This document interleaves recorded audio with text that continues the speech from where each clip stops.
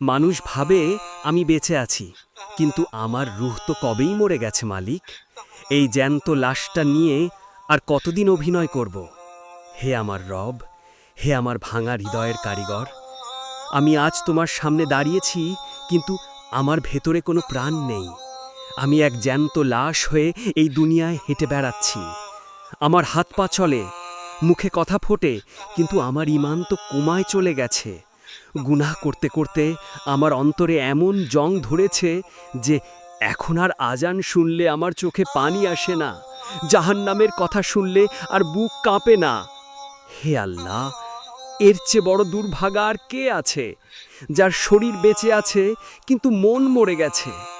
মানুষ আমাকে ভালো বলে জানে, কিন্তু আমি তো জানি আমি কতটা নিকৃষ্ট। আমার এই মুনাফিকি জীবন দেখে তুমি কি আমার উপর খুব রেগে আছো মালিক?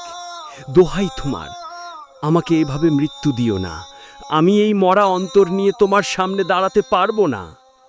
আজকের এই দিনে আমার এই পাথর হয়ে যাওয়া কলিজাটাকে তুমি আবার নরম করে দাও। আমাকে আবার কাঁদতে শিখিয়ে দাও।